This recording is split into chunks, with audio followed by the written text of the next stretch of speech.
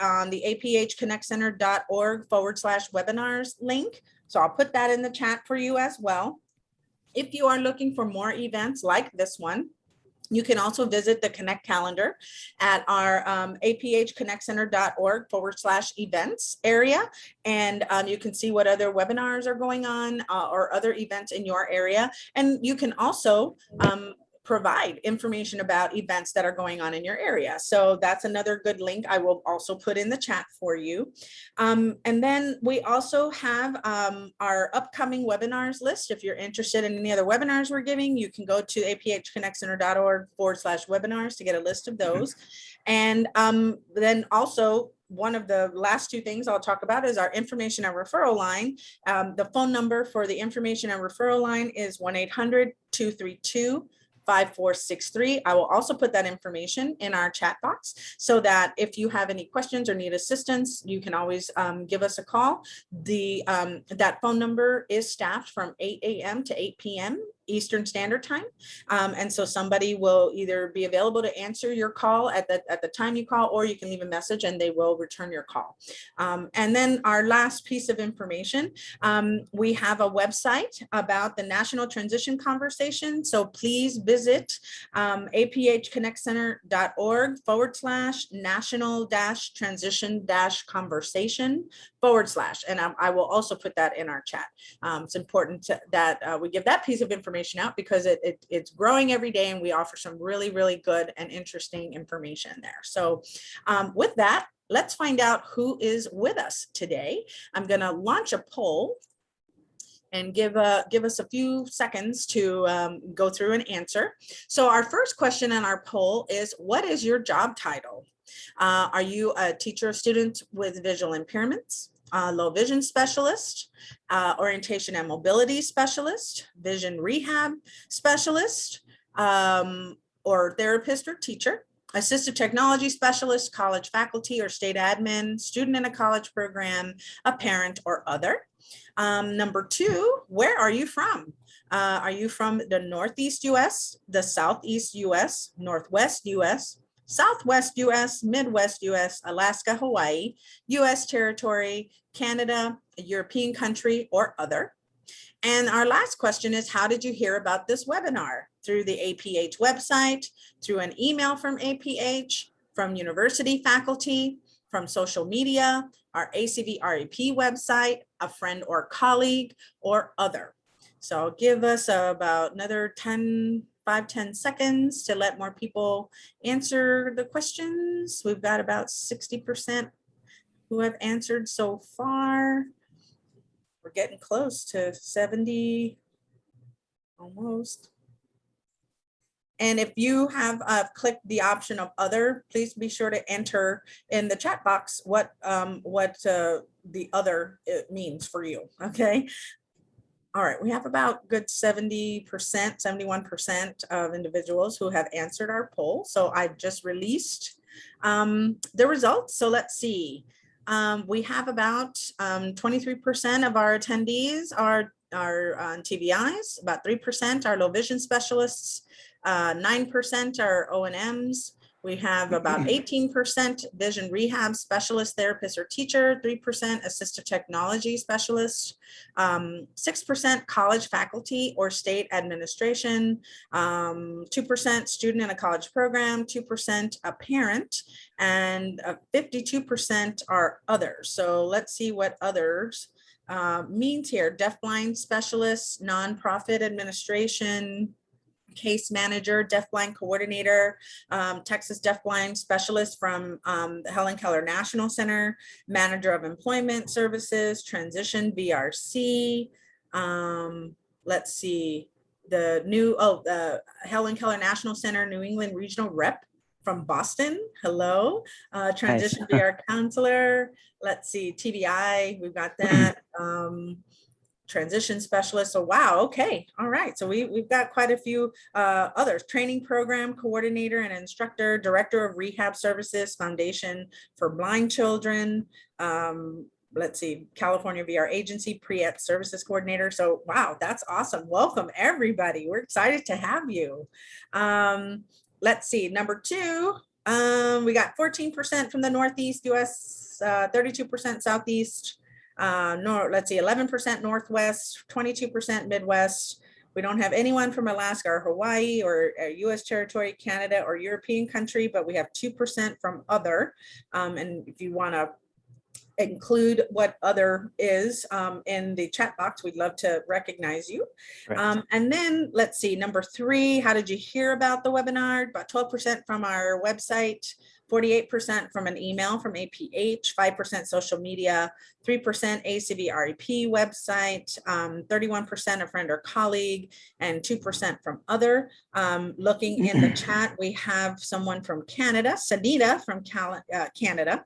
We have Tony from California in the West. So yeah, this is awesome. Thank you all so much for joining us. And I'm going to stop sharing the results for right now.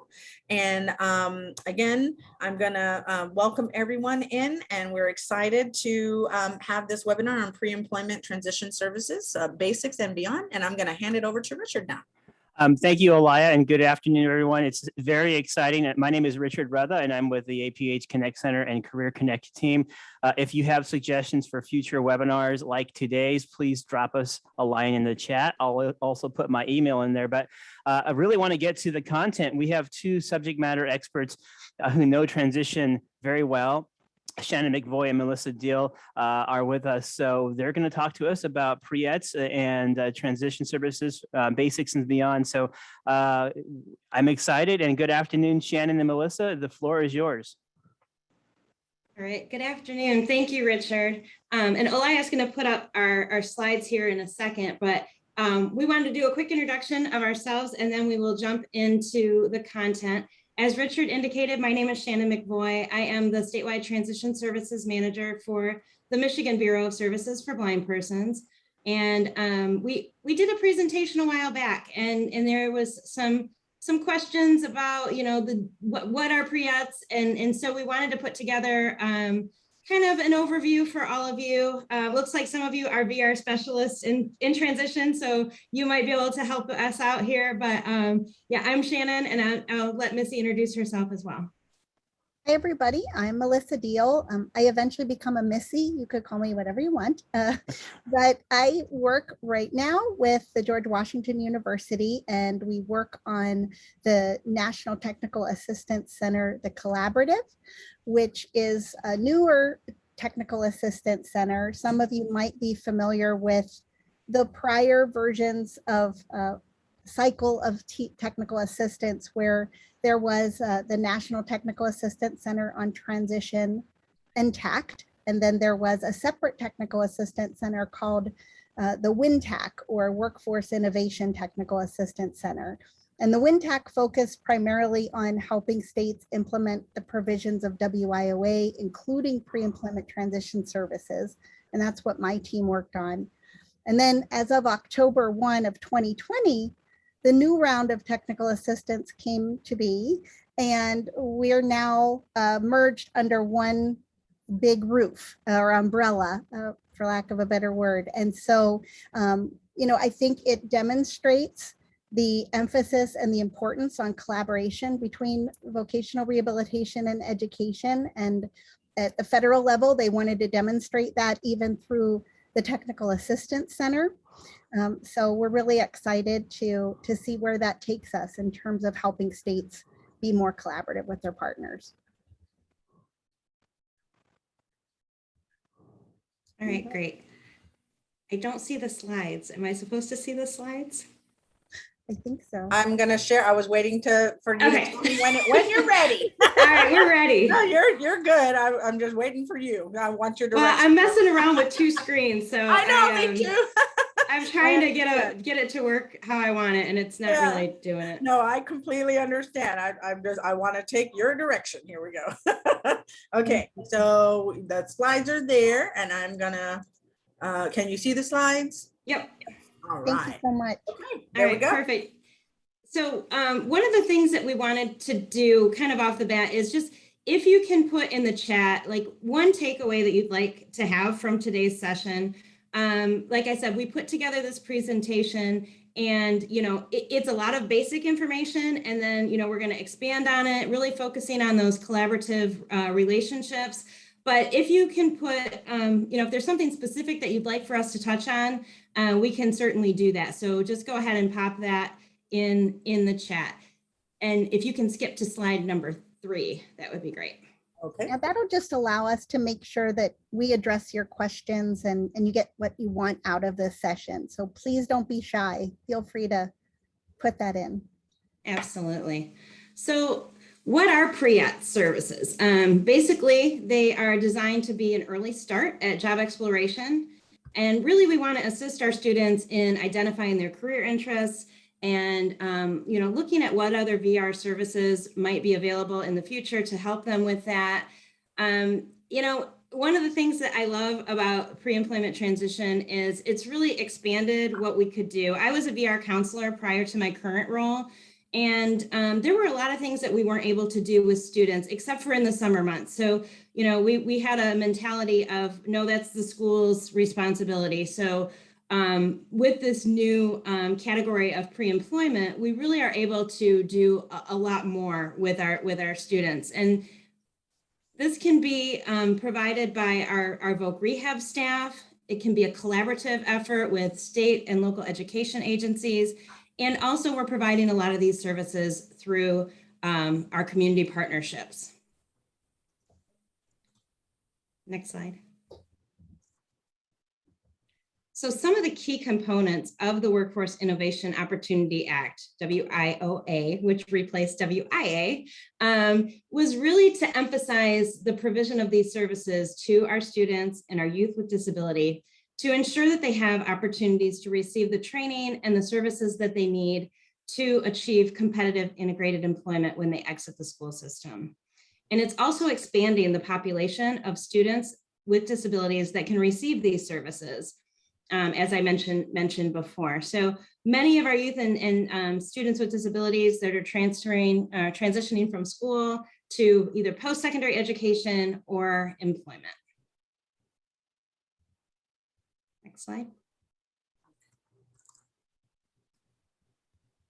So pre-employment transition services, again, they're provided basically to students, all students with disabilities that meet the definition of a student and somebody who is actually in need of such services. And then we're also looking at, them to be eligible for VR services or considered potentially eligible for VR services. So that's students who haven't necessarily applied for a full VR case. And we want to just look at, providing them with some of these basic Pre-ETS services. And then Missy's going to go on to explain a little bit more about the definition of a student, as well as, the different categories. Thanks, Shannon.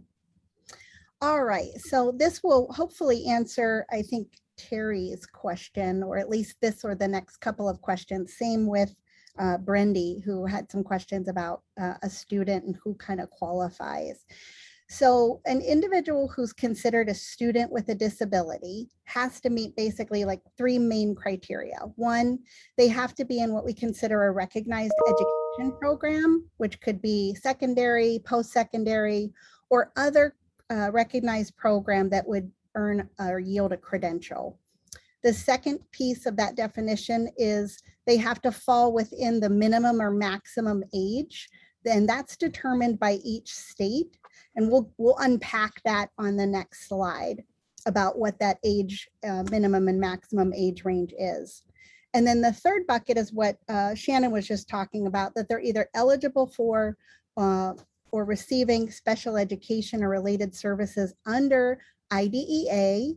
So that means they probably either have an IEP or they're considered to be a student with a disability for the purposes of Section 504 of the Rehabilitation Act.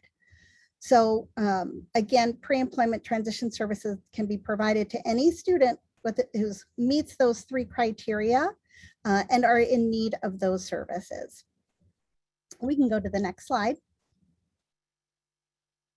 I think this one, so this one just kind of unpacks a little bit more about what Shannon was describing about what's the difference between a potentially eligible student versus a student who might be receiving pre-employment transition services who is eligible. And so the big takeaway there is that these 5 required pre-employment transition services, they are made available to both those who choose to apply and be determined eligible or those who do not. The distinction is that for those students who are eligible and have an IPE, those services are listed on their plan and they can receive other services beyond those 5 services. All right, we can go to the next slide. All right, so this is where it gets into the nitty-gritty about that minimum and maximum age range. And so the individual has to be no younger than that earliest age determined in the state under IDEA. So that's typically 16. Or if a state agency can elect to have a lower minimum age. So for example, in one state, IDEA's age range, lowest age range might be 16, but the VR agency might decide that they're going to start the provision of pre-employment transition services at 14. And then maximum age range is the individual may not be older than 21 or unless the state law allows for a higher maximum age range. So my colleague on the panel today, Shannon, comes from a state in Michigan where they have the highest maximum age range across the country, which is 26. So that's quite a span of time to be working with young people. So to answer, I think it was Brendy's question, if that individual meets the definition of a student with a disability, for the purposes of they're enrolled in that post-secondary program that's going to earn them some type of a credential, and they are an individual with a documented disability, and 21 is within that state's age range, then yes, they could continue to receive pre-employment transition services if they need it. You know, some students, they might not need it because they've received extensive amounts of services in the past. Okay, we can go to the next slide, I think. Is this one mine too, Shannon? I believe it is, All right. yes. All right, and so this slide goes through the 5 required pre-employment transition services, and these 5 services, every VR agency must make these 5 services available to any student with a disability who needs them. So I'm sure most of this is review, but just to recap, those 5 services are job exploration counseling, work-based learning experiences, counseling on enrollment opportunities in post-secondary education programs and comprehensive transition programs, workplace readiness training, and instruction in self-advocacy, which can include peer mentoring. So one of the things, sorry, Missy, one of the things that I want to point out that she mentioned was you know, that they need to be made available. So I saw in the chat, there was a question about, you know, maybe VR wasn't providing all of these services, but when we're looking at, and we're going to get, you know, deeper into the weeds with this a little bit later, but when we're talking about making them available, you know, some of the things that we're also doing is looking at the other resources that students have available to them. And so, you know, we just want to make sure that they have access to those services. So it could be a VR service, it could be an education service, but we do want to make sure that they have access to all 5 of these categories. Yep. And the other thing I failed to mention on the previous slide with regard to a state's age range is if you do have a state where there are more than one VR program, so I'll pick on Shannon again, they have a separate agency for individuals who are blind and visually impaired. So in that instance, the 2 agencies have to agree on a state age range. So Shannon and her boss, Bill, they can't decide, well, we're going to start at 16, even though the general agency of VR is going to start at 14. They have to agree.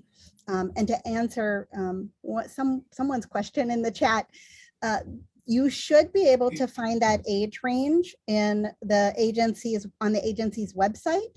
It should also be listed in their agreement between education and VR that's required by every state. And it should also be listed in the state's policies and procedures.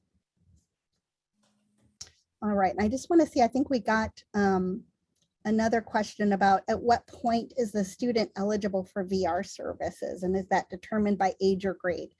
So for the VR program, there is no age requirement or minimum to when a student can apply. It's more about whether or not the student can benefit or just like any other individual and access those services.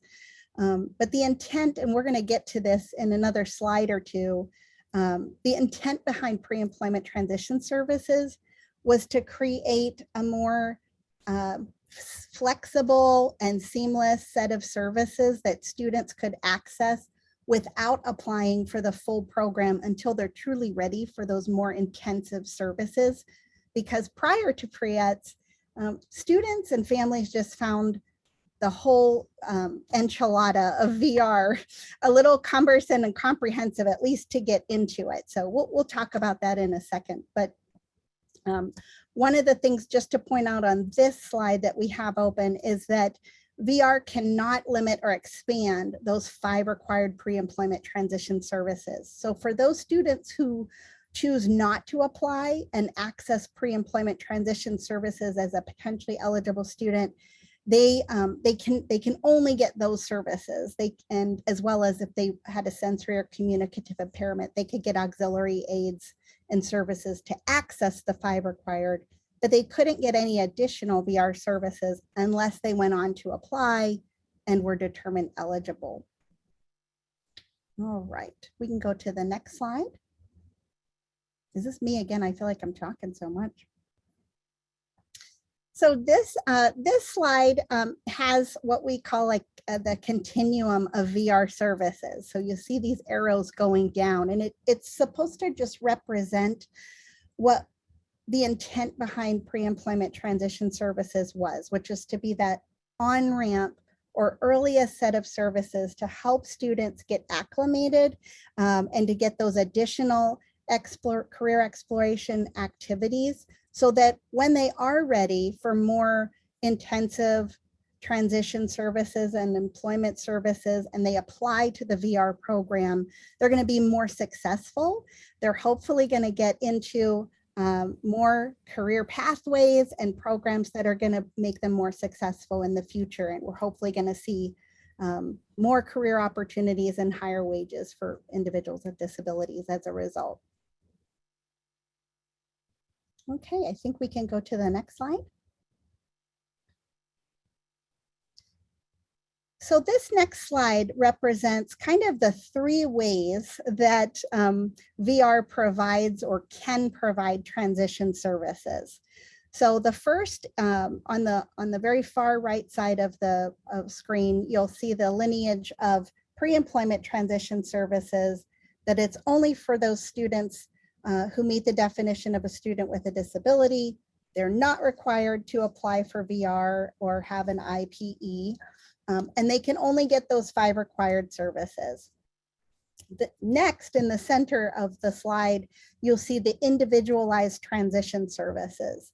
Those are those typical transition services that students can receive from the VR program, but an application is required and the student has to be determined eligible, and an individualized plan for employment has to be developed with those services listed on the plan. And then the student can receive the pre-employment transition services as well as any other service they might need in order to benefit from the program and achieve their goals. The third set of services that's on the far right side is something many of you may or may not be familiar with. It's called group transition services. And many agencies don't institute this provision because it is for any student or youth, and there's certain services that VR could provide in group settings. But it's very similar to pre-employment transition services, but the VR agency cannot use pre-employment transition service funds to provide those services. So many VR programs don't utilize that provision because they're already providing those services in one of the first two buckets. Okay, we can go to the next slide. And Shannon, you can stop me if next we're going to get into some of the categories and give some examples. And this is by no means a comprehensive list. So when we're talking about job exploration counseling, as Missy mentioned earlier, really it's exploring those career paths, looking at, what opportunities are out there. I know most of you are working with students who are blind and visually impaired. And in my previous experience as a counselor, the focus was pretty narrow because a lot of our students really didn't have a lot of exposure to different jobs. I don't know how many of my students said they wanted to be a Braille teacher because that was kind of what was in their repertoire. So this whole category really is about getting them to look at other options, to look at labor market information and see what jobs are actually in demand, and do some interest inventories and some additional just exploring of different types of employment opportunities. Go to the next slide. So some of the examples, and these are some resources that you can utilize with your students, is to help them do interest inventories or explore careers using, there's a variety of online resources. I know a lot of our school or your school districts will have their own version of these types of tools, but Explore Work is one that I really love. That is was created basically to mirror the 5 categories. So there's a lot of different opportunities for utilizing that tool, not just for job exploration, but actually across all of the categories. My Next Move is also another one that a lot of states are using. It's a career exploration tool that's designed, to help match students to the careers and look at different options. ONET Online is another tool. We can also look at, doing things in person, such as going on tours of businesses, having speakers come in and talk to students about a variety of jobs and careers.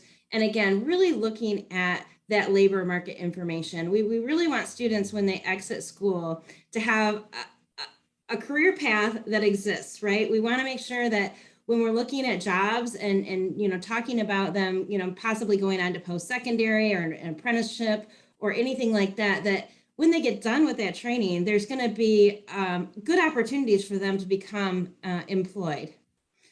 You can hop to the next slide.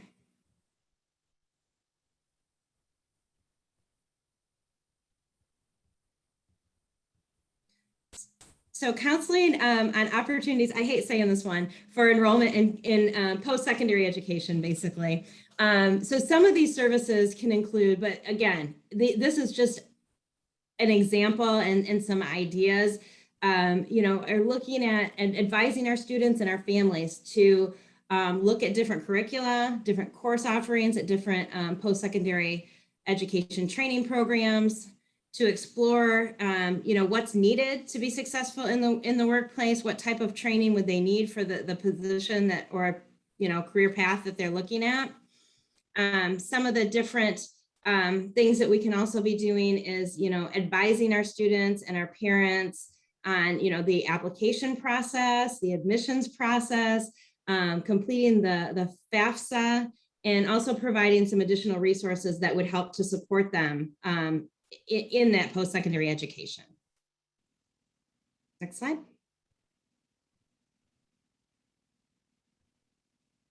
And here's just a few more examples. One that I love to do is bring in a group of either current college students or recent graduates and have them talk to the students, because they get really sick of hearing me talk all the time. So, having that kind of like a mentor relationship with some students who've been out there doing things for a little bit is always a great way to explore post-secondary options. Go over some of the requirements for acceptance with the students. If they have their mindset on a specific program, going through what are the entry requirements for that particular program. Also collaborating with the school counselor to provide opportunities. I think that's one of the most underutilized resources that we have is, those high school counselors have a lot of good opportunities and a lot of relationships with those post-secondary programs. So bringing them in to also talk with our students and have them work with them. And then also educating the students, this is a big one, on the difference between special education services and what they can expect from the disability services on a college campus. That one, it is a lot, and students really need to understand, what their role is when they're moving into post-secondary. You can go to the next slide.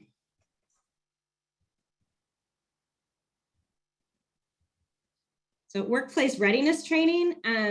This is like, I think this one is like everything and then more. So it's basically all the skills that I like to say our students are going to need to adults, right? So they need good communication and interpersonal skills. They need financial literacy, understanding, benefits planning, orientation and mobility skills, all of those different skills of blindness that would fit into that bucket that they're going to need to be successful in an employment setting, right? So if they can't travel independently around the community, it's going to be really hard for them to get to a job. If they don't have the skills to, personal management skills that they're going to need, it's going to be really hard for them to move out of their house and go into a post-secondary program. So a lot of these are for us, are blindness related, but you can also look at all those other soft skills, being on time, all the things that employers are looking would also fit into this category.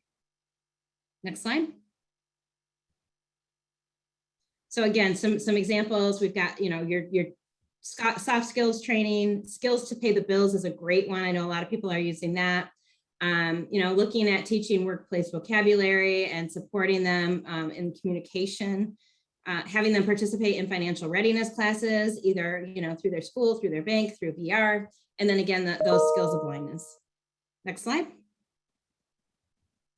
Instruction and self-advocacy. This one, I think it kind of underlies almost every other category. And we're talking about the services that the students really need to be an advocate for themselves, know what they're looking for, be able to communicate that. So how do they request accommodations and supports? What are their rights and their responsibilities? This could be through some youth leadership programs, could be a mentoring program, either with professionals or peer mentoring programs. And then, any other youth leadership type activities that might be offered in their school. They might run for a school office or something like that. So all of those are going to build on these self-advocacy skills. You go to the next slide. And again, this is just kind of a repeat of the last slide.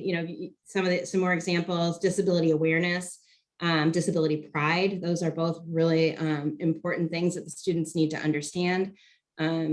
Self-advocacy, mentoring groups, and advocating for yourself, leading your own IEP in high school is a great thing that you guys can be doing, or we can be doing as students are leaving the education system and moving on.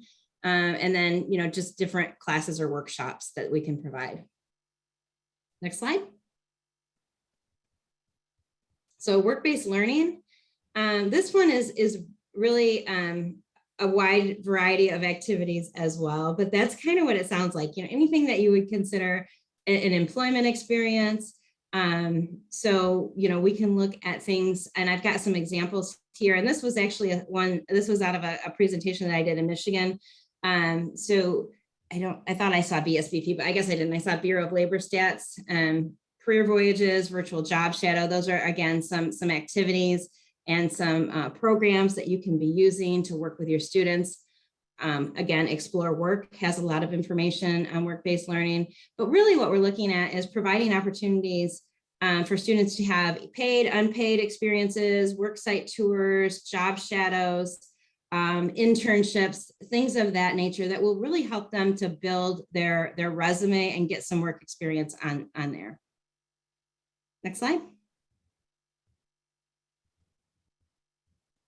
So one of the things that I also want to stress is, working with your local workforce development system.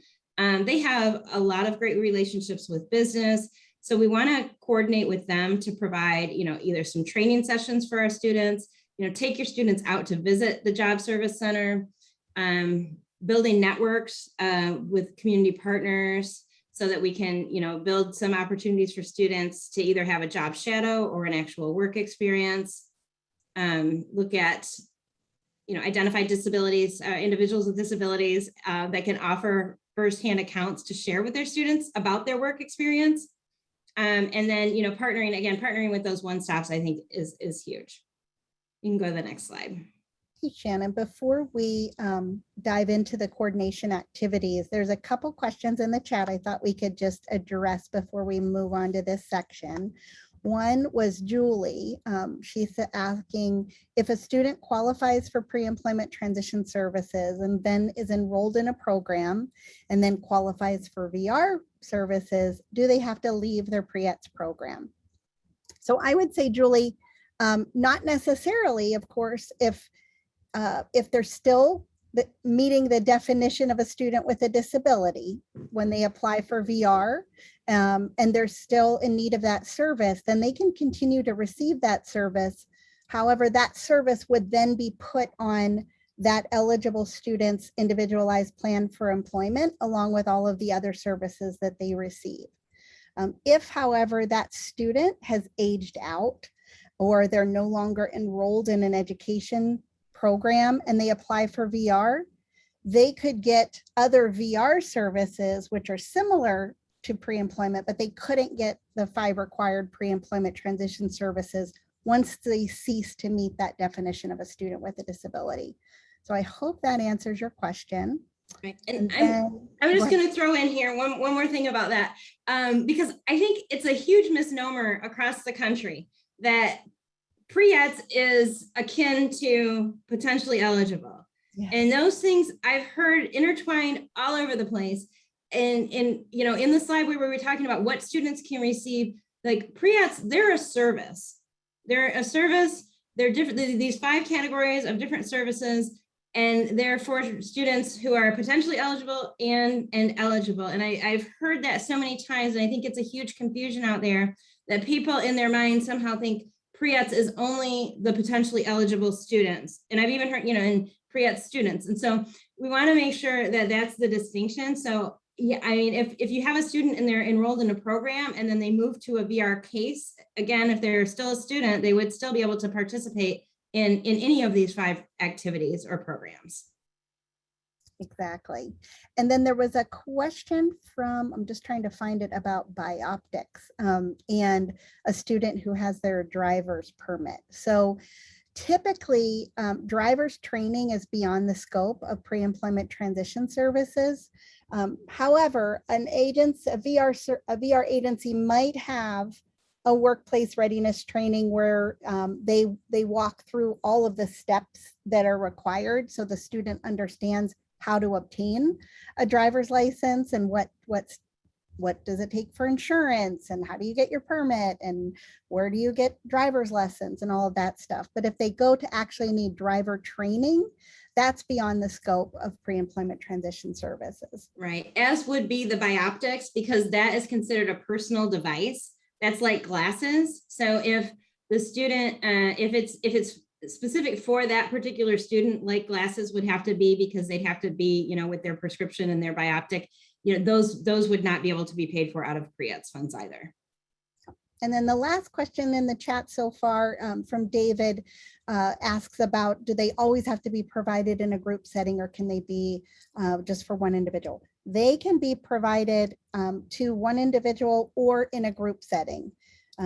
VR just has to be able to account for each individual student that receives the service, what service they received, and all that goes with that. So it, regardless of whether it's individualized or in a group setting. So each state kind of addresses pre-employment transition services differently based on geographics and what's available.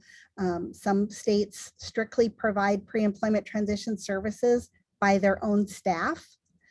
So they don't have any purchase services available. Other states contract out pre-employment transition services and have a lot of vendors, and most states have some sort of a mix in between.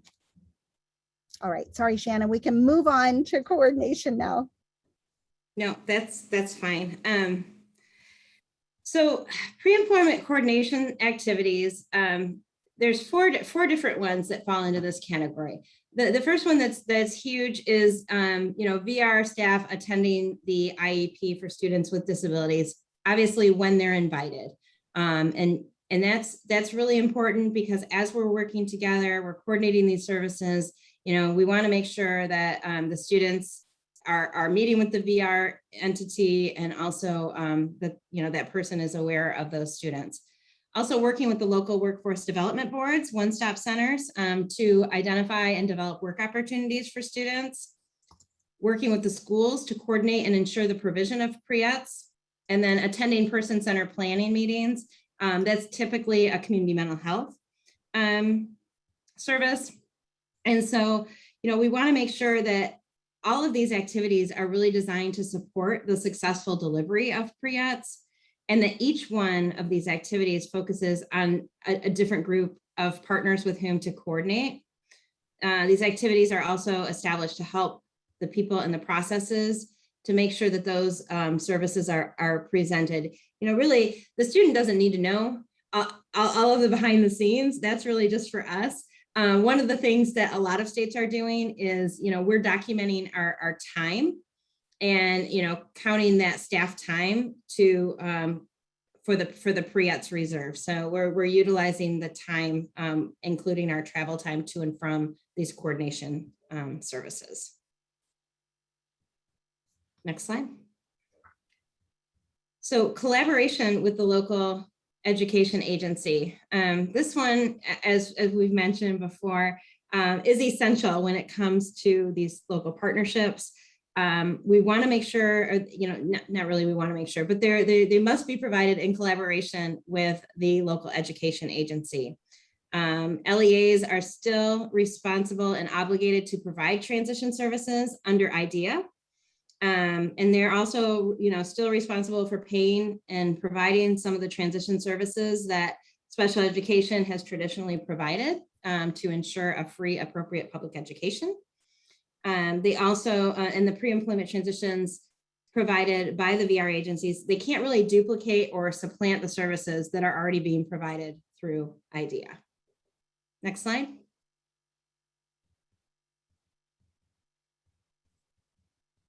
This can't be me again.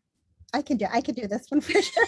I don't remember. I think we kind of thought we had this all figured out and we didn't. But so this slide just has a side-by-side of what coordination and collaboration looks like when VR is doing it and what education's doing it. And it's not exhaustive, but it kind of just gives you like the yin and the yang of, while VR attends IEP meetings when they're invited, on the education side, they have to obtain parental permission and consent to invite certain agencies to attend IEP meetings in most states. On the VR side, we work with schools to coordinate and ensure the provision of pre-employment transition services and other VR transition services. And on the education side, they're identifying interagency coordination responsibility for each agency that they're bringing in.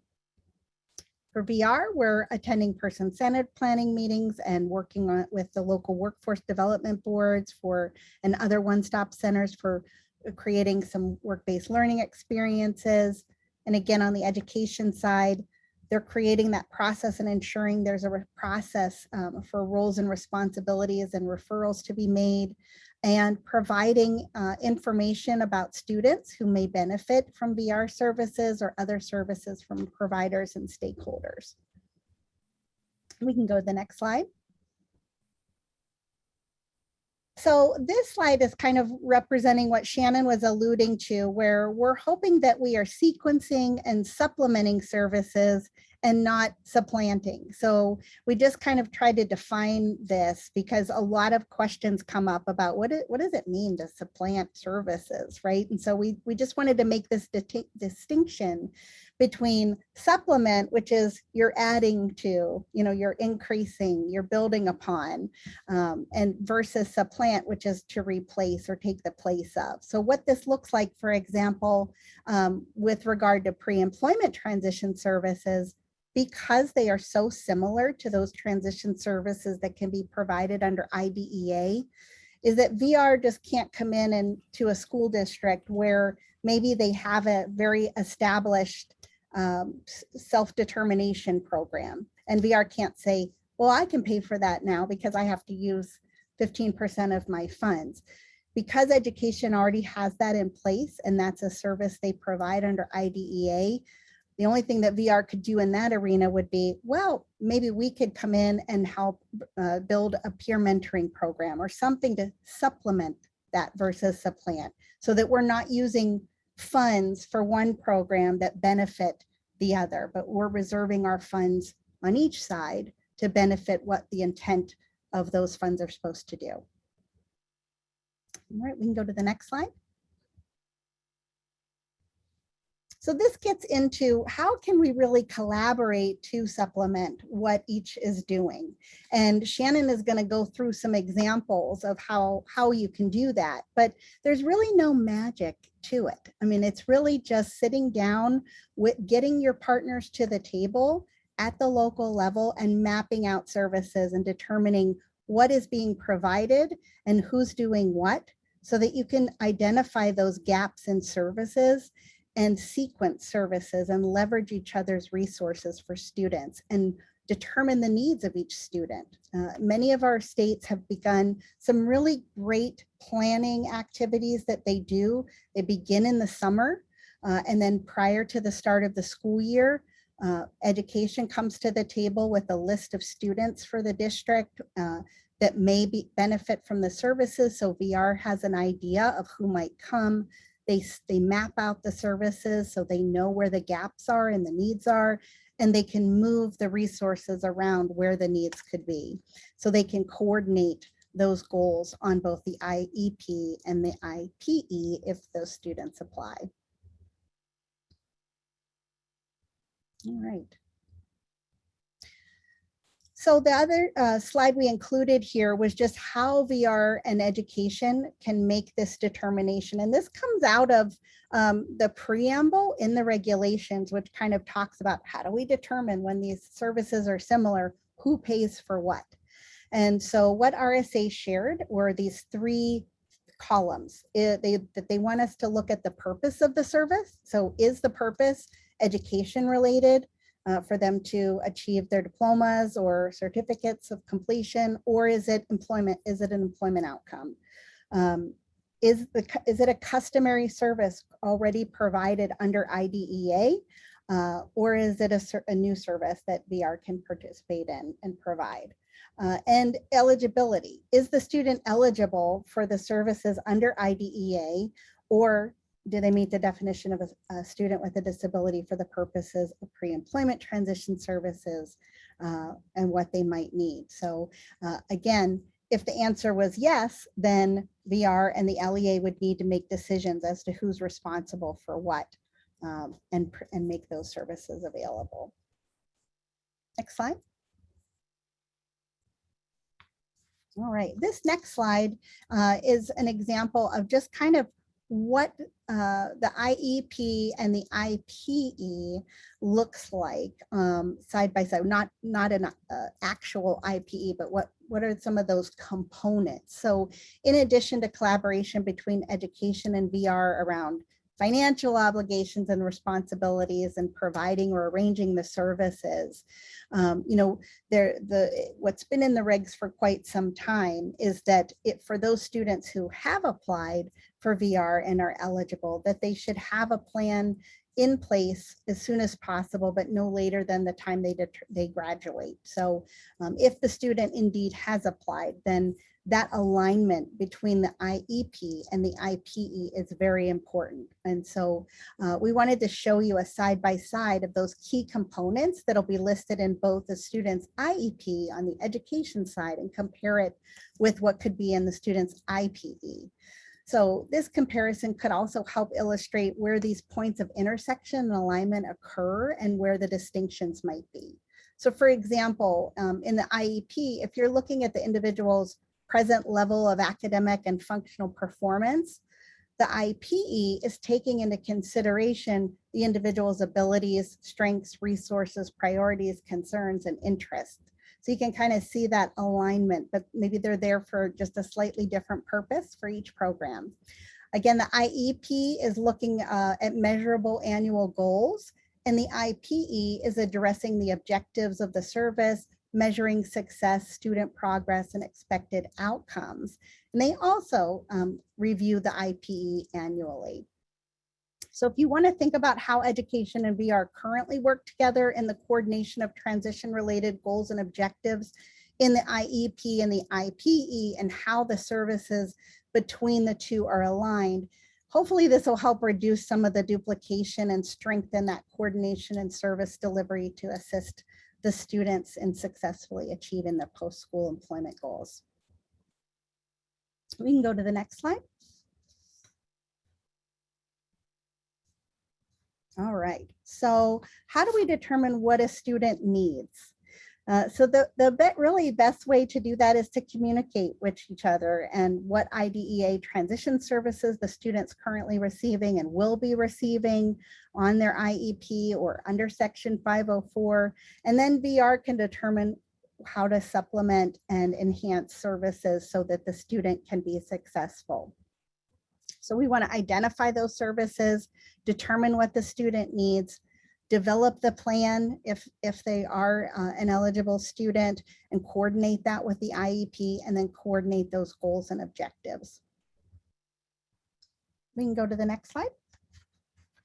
All right, so this is just kind of an example of how the IEP and the IPE, hopefully can align or should be aligning. So, when we're talking about student engagement, which would also fall into the Pre-ETS category of, self-advocacy skills. So we're wanting to build those skills. So what are some things that they can be doing through the IEP is, participating in planning in the development of that IEP, leading their meeting, identifying their post-school goals. And a lot of that can be supported through some of these other job exploration counseling, some of these work tours, some of those things. That's why the Pre-ETS, I think, as either a potentially eligible student or a VR student is so important, because those services really are supporting both the IEP and the IPE. So some of the things in the IPE that they can be doing is, again, assisting in the development. We always want to get that student input. We want to make sure that the services that are listed in the individual plan for employment, which I didn't know if we said, we just jumped into acronyms, but the individual plan for employment is what the students, when they come to VR and they're made eligible, then we write their plan for employment. And it's really detailing all the services that we've identified.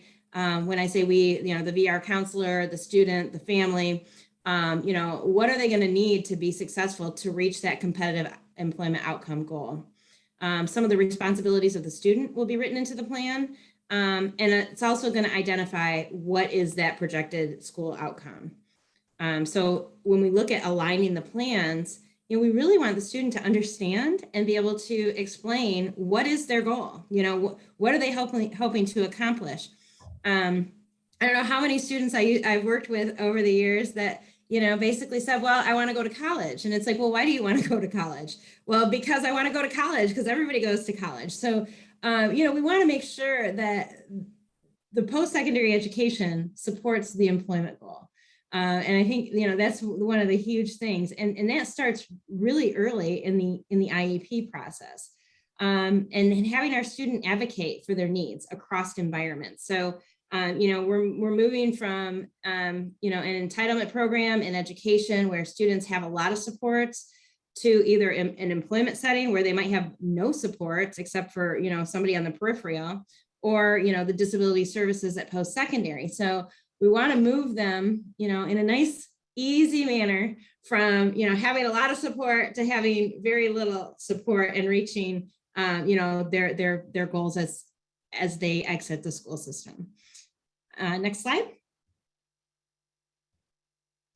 So I do want to before we get into some of these scenarios, we did have one other question in the chat, which was about the gap year. And would a gap year program qualify if a student can decline their diploma for a year? And Missy, you're good at gap years.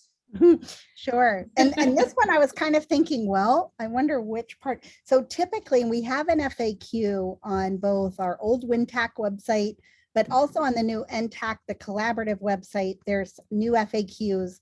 And this one about a gap year is addressed for those students who might have decided they've left secondary ed and they're for whatever reason taking a gap year. So what RSA had shared was that there are 4 pieces of documentation that are required in order for VR to continue to provide pre-employment transition services. So 1, the student has to have been accepted into whatever program they want to take the gap year for. They have to have documentation from the institution that their seat or spot is being held for them while they take that gap year. They have to continue to meet the definition of a student with a disability. And now I'm forgetting the 4th piece of criteria, but I will post in a link to the FAQ for that. But I think what was throwing me with your question is when you said, can they decline their diploma for a year? So this made me think about, are you talking about a student who would be taking a gap year in secondary ed? I wasn't quite sure. I thought that was what they were looking at. I think it was, and sometimes we do have students that will defer the diploma for another year to stay in school and meet some of those transition goals that they still have. So if they're still receiving services through the local education agency or your intermediate school district or whatever you call that particular entity that provides some of the special ed services for students, if they're still receiving services from the school and they're still, have an IEP, they're still engaged with the school and qualify as a student, then they would. I think about Project Search. I know a lot of those students defer their diploma so they can do the Project Search program for a year. And, so they could continue to receive some pre-ETS services because they are still considered a student within that school district. Yep. So hopefully between those 2, we answered your question. Yep. And the only tricky part with that is the age range. So if for some reason that was going to bump that student out of the age range, depending upon how secondary ed handles it on the VR side, VR would have to have a policy or something in place to make sure they're still able to continue to provide those services so they can capture them and they're not going to not get counted for some reason. But anyway, that's probably TMI. Right. So we want to give you a couple examples of, how schools and VR can work nicely together. So, and we wanted to give you a couple examples of different types of students. So the first student, Joe, he is a 14-year-old visually impaired student. He is in a self-contained VI classroom. He's not sure if work is going to happen for him after he leaves school. He's not sure if he wants to work. Family's not really sure. And he's not applied for a voc rehab case at this point. So he does qualify to receive, we know he's a student with a disability. He's within the age range, at least he's within the age range for Michigan. Michigan does start at 14. Some states start at 16. So again, you have to look at your state, but he would be considered a student. So he could receive those 5 categories of pre-ETS. He can get some interest inventories. We can do some job exploration counseling. And then he's able to participate in a summer workplace readiness program that VR is sponsoring. He would also be getting a lot of those additional supports within that school district as well. Next slide. So we have this example is for a VR applicant, and who's an eligible student with a disability. So Kim is a high school junior, has an open VR case. She's receiving orientation and mobility services through her local education agency, intermediate school district, and she's interested in exploring jobs in the healthcare field. So some of the pre-ETS services that VR could potentially provide for Kim is, a job shadow, setting up a job shadow experience in the healthcare setting, having her participate in a mentoring program through her local Center for Independent Living, possibly a paid summer work experience, as well as additional orientation and mobility training that would allow her to get to and from that work site in the summer.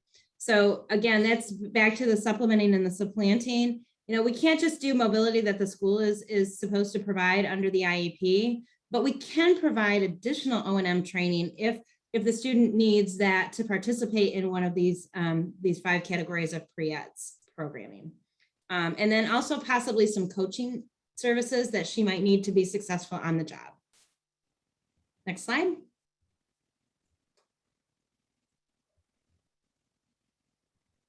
So these next few slides show the alignment between the performance indicators under IDEA Part B and the VR performance indicators. And so we get a lot of questions and a lot of, discussion about collaboration and how to sit down with your partners. And sometimes I will share on behalf of VR, we can tend to go into a school and say, this is what I need, or, I want to come in and provide these services. And, it's really about understanding what each partner needs and where there's alignment and how you can work together for your own goals, but most importantly for the student. And so that's what we try to do here. We have a tool where this is all on one page, but we just broke it out here for the purposes of a slide, which kind of just shows you, like, one of the indicators that VR has is to measure the percentage of participants who are enrolled in an education or training program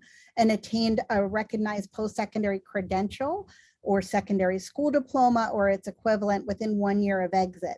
And so on the right side under IDEA, you can see where that aligns with indicator 1 and 2, which looks at the percentage of youth with IEPs who are graduating from high school with a regular diploma, as well as the percentage of youth with IEPs who are dropping out. So we're kind of measuring that. And this is where we can kind of leverage each other and help each other collect that information and data and provide the services that are going to hopefully lead to better outcomes in those areas. We can go to the next one. So the next slide, again, on the left side, we're looking at indicator 4 and 5 under the VR program, which again looks at that credential attainment, as well as the percentage of folks who, so we look at the enrollment, but then also what happens during the program year that leads to that diploma or academic credential in an occupational, technical, or licensure, and as well as we measure progress through what we call measurable skills gains. And then on the right side under IDEA, under indicator 13, that's looking at progress and students in an IEP or above, and we're measuring those goals annually based on those age appropriate assessments, et cetera. So again, just trying to show that alignment for you. And then the next slide, again, walks through indicator 14, which looks at those youth who are no longer in secondary ed and they've left school, and we want to look at, are they enrolled in higher ed within 1 year, or are they competitively employed in a year, and how that aligns on the VR side with wanting to know second and fourth quarter after exit, what's happening to students, as well as those credential attainments in MSG. So again, just a few slides to show you how both education and VR have very similar performance indicators. They just look a little bit different. We can go to the next slide. All right, so one of the important things that we need to be looking at is, how do we identify those gaps? How do we look at sequencing services that education is providing, that voc rehab is providing, possibly that community mental health is providing? We're focusing primarily on VR and education, but there are a lot of additional partners that could potentially be providing some services to help to support the transition of these students from secondary to post-secondary or to employment. So there's a lot of different ways that you can look at the services and analyze them. The important thing really is to ensure that we're making time to do that. A lot of times we just jump to, okay, we got to provide all these services, and we don't really look at what is really already available for those students and what are the things that we need. So we want to be able to, basically leverage both systems to make sure that we have a robust continuum of transition services. Next slide. So this tool is just an excerpt of a very much larger tool that we're going to give you the link to at the end of the presentation. But, we're looking at kind of a checklist that you can sit down with your school. You can do it either on, a system basis, or you could do it even on an individual student basis, but look at, is the school what are the schools providing under job exploration? Are they providing career speakers? Are they already doing interest inventories in the school? I've often had students come to me, in VR, and I'm like, okay, we need to do these interest inventories. And they're like, oh, not again. The students want to move forward. So accessing the information that the school's already gotten from the student will really help, with making sure that the continuum is going, and we're looking at what the students are in need of that they haven't already received. Under work-based learning, is there career opportunities? Are the students expected for a career class to do an informational interview? So if that's provided, one might not be enough. So VR might, provide an additional job shadow, but those are just some examples, and looking at really, a way to really sit down with your partner and say, what are we doing? What can you do through Pre-ETS? Next slide. Is this me again? Okay, so this is something that we've been using in Michigan. We have a project that we use as a demonstration project called our Seamless Transition Project. And I really love this. It's a template that talks about some of the common elements to consider when you're developing a plan, and really unpacking the different components. So if you look at step one, first we need to figure out who all is available. What partners do we have at the table that can support our students in their transition? And then looking at inviting other partners that maybe we were missing. So if you come to the table and you have a group of individuals and they're meeting on a regular basis, and the student might need community mental health. So you might say, okay, we need to pull in community mental health. Or there might be some really good employment programs, training programs that are offered through your workforce development system. So as you move along through the process, you might identify additional partners that you can bring in. You want to make sure you're clarifying terms, right? We got alphabet soup all over the place. We want to make sure that, we're all on the same page. When I say IEP or IPE, everybody at the table knows what we're talking about. And really just understanding a full range of the services that are available to our students within the school and community. Looking at the flow of service and how we move through the transition process, and really identifying the roles and responsibility of each of the partners that are at the table. Next slide.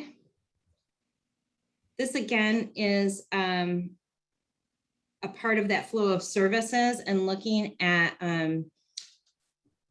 the what and the how, as far as, looking at the age of the student and the responsibilities of each of the agencies. So here on the left-hand side, we have what are the student outcomes, connection with the agencies, and what is a referral and what is the eligibility criteria. Then you've got the role and responsibility of VR, of career tech ed. The student might be engaged in career tech ed. What is the role of the family? So this kind of is a continuum. This one is based on age. It can be based on age. You could do, if you have, students that are on a high school diploma track, you could change this up. So it's, freshman, sophomore, junior, senior year, and then post-secondary. You can, this is just an example of one tool. And actually, the staff would be sitting down and filling this out. What are the outcomes we're hoping for the student? What are some activities? Who's going to provide those activities? And, and then you can really see, okay, well, we got nobody to provide, if you've identified a specific goal, maybe looking at post-secondary training programs because the students identified their vocational goal, then that might be something that you add in and you say, okay, here's a gap. Here's where we can use pre-employment transition services to make sure that we're meeting the goal of that student. Next slide. I think that's me. So really the goal of pre-employment transition services is not very different from the goals that many of our education partners have, which is for our students and all individuals to either achieve high quality employment or post-secondary outcomes. We want to use pre-employment transition services to enhance what's currently available by education and provide more robust experiences for students. And ultimately, we want to identify those supports that need to be in place for kids to continue to succeed in adulthood. So we want to improve transition of students from school to post-secondary. We want to increase opportunities for students to practice and improve those skills. And we want to increase opportunities for students with disabilities so they can explore more post-secondary training options. VR is really good at work-based learning and even workplace readiness skills. But I would say where we probably need to beef up some service delivery is around that counseling on enrollment and post-secondary education and just getting kids more involved in all the array of post-secondary options that are available to them. It doesn't just mean you either go to college or you go get a job. There's so much in between that kids can explore. So that's what we really look forward to seeing more of for kids. We can go to the next slide.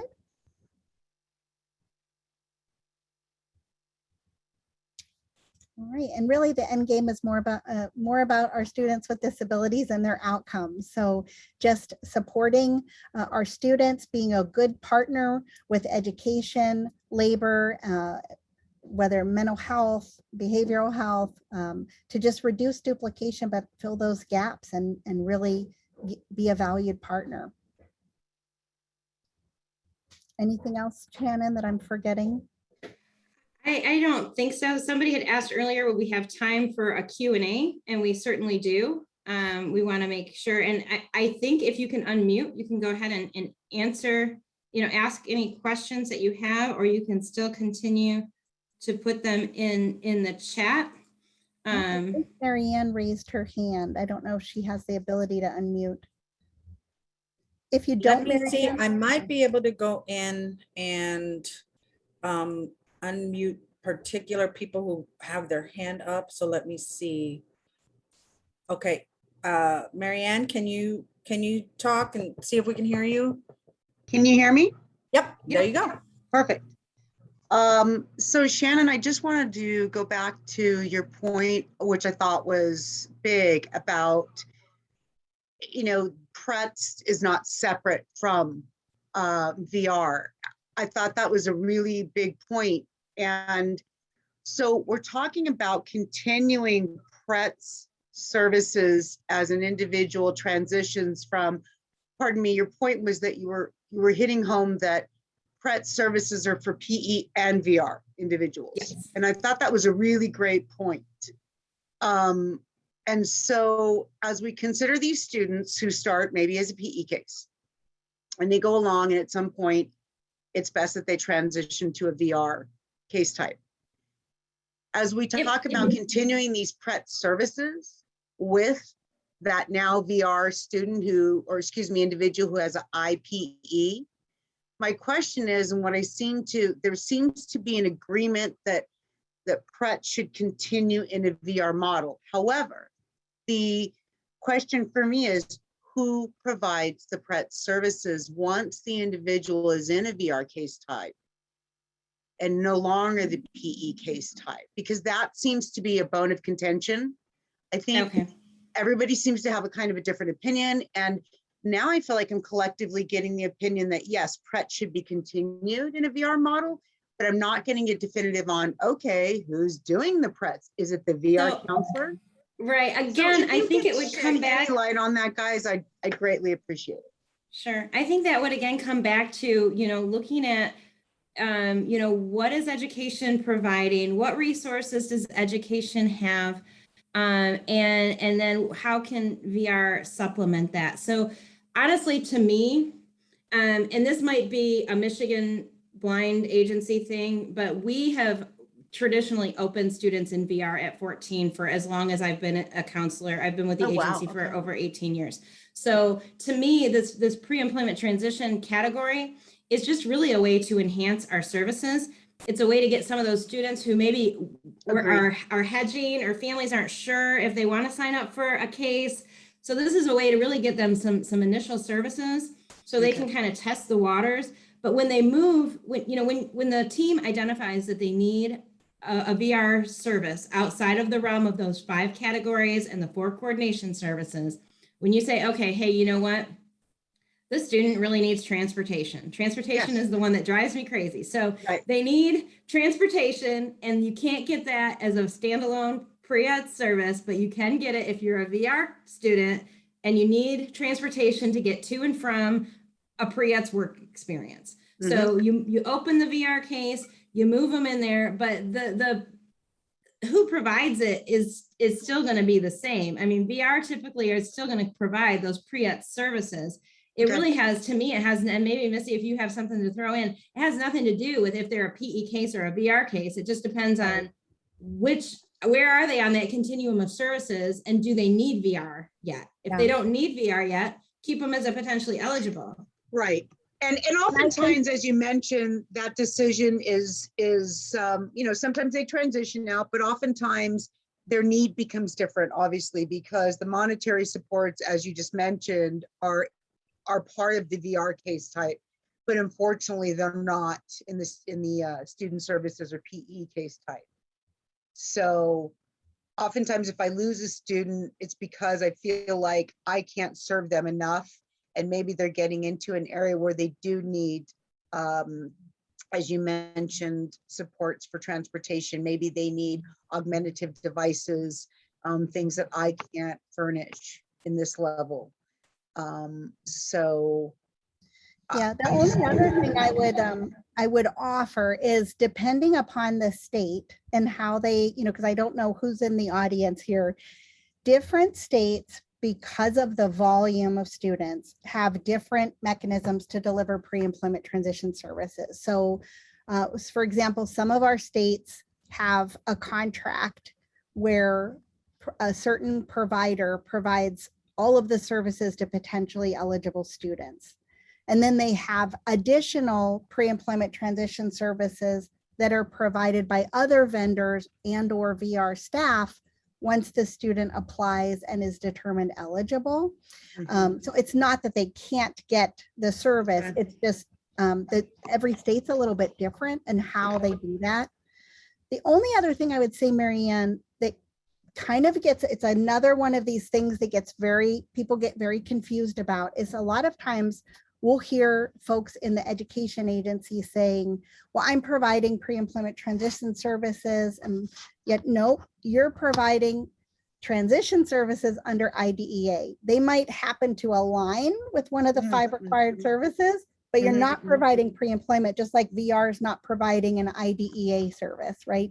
So that would be my only other, just kind of keep it separate. And it's important to know that it aligns with each other, but sometimes it can confuse the heck out of each other when we think we're overlapping it. You know what I mean? Yeah, because to me it's a service. So I feel like if they transition to VR, that they would still get those 5 core supports, just provided by the VR counselor versus.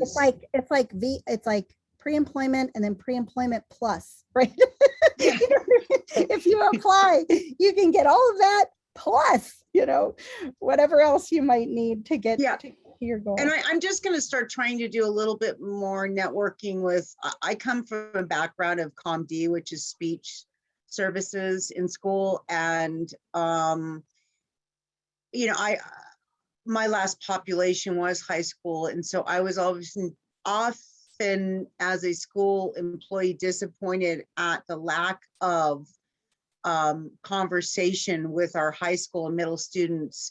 As you say, Shannon, this works great as if we just start opening that conversation when they're, and kids should be encouraged to attend IEPs at that age and be having a DOR individual there just to say, hey, we're here if you need us, and making those conversations happen more. And I'm not seeing a whole lot of transitional IEP services happening, and it's disappointing. So, but anyway, thank you for answering my question. Sure. This is Alaya. I just wanted to add about what you were mentioning about why like DOR reps may not be invited to these meetings or whatever, or present at the meetings. They have to be invited by the parent. Absolutely, yeah. And I always extend that to my students, like, this is what I can do. And if you want me to, I'm there. And if you don't, that's fine too. So I do get invited, but I just feel like at the very least, when administrators and case carriers are creating these IEPs with individuals that are in the age to start talking about their future and making that kind of thing. I just feel like at the very least, if I don't need to be there, but school systems need to be saying, we can invite a DOR individual to this if you'd like, because that's just not happening. That's not occurring. And so I'm trying I thank you for bringing that up, because sometimes, and it's on both sides, it's not just education, but you see a lot of gatekeeping with folks.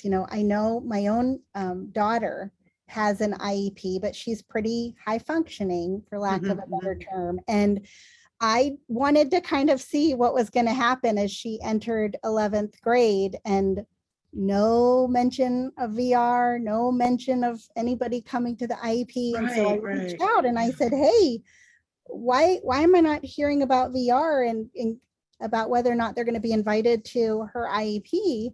And they were like, well, that's really for, and I was like, no. I have some good news, guys. I did finally get through to the SELPA group for, because I'm in San Francisco. And so I was able to make connection with the SELPA for the school district's meeting. So I'm now on the docket. So hopefully I can meet and greet and say, hey, I'm here and here's my phone number. And so that's the good news. But what we're trying to do on the national level, just so you know, is get a more seamless process to happen in some of our states. We're working with the directors of special education and VR to add a checkbox at the student's initial IEP that says, we will be inviting VR to your next IEP, and then when the parent signs off on that initial request, it's there. It's in there. It's in the IEP paperwork. You see it. I don't know why it doesn't happen, but anyway, thanks, guys. Excellent presentation, by the way. Thank you. Thank you. Anybody else? We have just a minute or two left, I think, if anybody has any other questions. There was a question in the chat about resources and how do you identify community partners? And I think that's a really hard question to answer, like globally, but I would say, looking at your centers for independent living, a lot of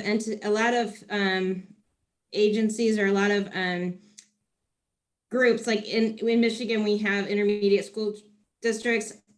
So we have transition council meetings for each of those districts. So, getting invited to those, that was always a great resource for me. But reaching out to your VR agency too and seeing, who else could you be contacting based on the individual student's need, whether it's community mental health or, maybe it's just a local community partner that does something specific it would be more for your individual area and for your student and what they might be needing as far as what additional resources you might want to bring to the table.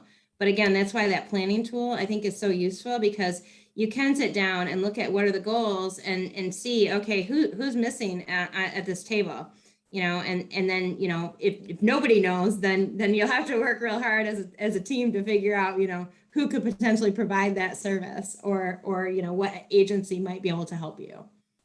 And both of the links that I put in the chat earlier for both the WINTAC site and the NTACT site, both have the two documents that I would offer up. One is it's called a guide to collaboration between VR and education.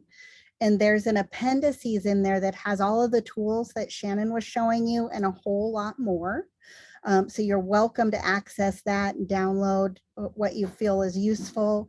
And then there's also one called a guide for community rehabilitation partners. And that has a lot of good information about like understanding who's in your community and giving you some good resources and tools about how to find and obtain that. But I could tell you low tech, I can remember when I started out in the field, I called up my VR agency and I asked them for a list of all of their providers. And they sent me this humongous list, but it was so helpful because I got a sense of really who all they work with in the community, which gave me better insight. So Alaya, if you want to forward the slide, we did have a survey. If you all can, I think Richard might have put it in the chat or somebody might have put it in the chat, but we really would appreciate your feedback. We want to make sure that, you know, when we're doing these presentations, we're getting you the information that you are looking for. And then our contact information is on the very last slide.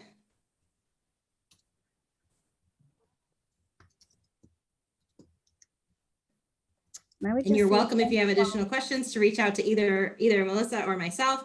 We're always happy to you know, answer them individually if something comes up after you're done and you think, oh, I wish I would have asked this. Okay, so let's see. So there we go. I'm trying to, for whatever reason, the slides wouldn't move for me. I was like, okay, did it just freeze up? So, but thank you guys for providing all this information. I will put in the chat box the closing code for ACV REP credits. And give me 1 second. I need to pause the recording. Okay, how about now? Is that good? Yep. Okay, no, I just wanted to thank Shannon and Melissa as well. Thank you, everyone. And we put some valuable links about our transition hub, which really relates to Pre-ETS. So go visit that and give us your feedback. Thank you, everyone, for making it a successful event. Thanks for having us. Yes, thank you. Yes, thank you, everybody. Okay, I'll stop. I'm stopping the recording.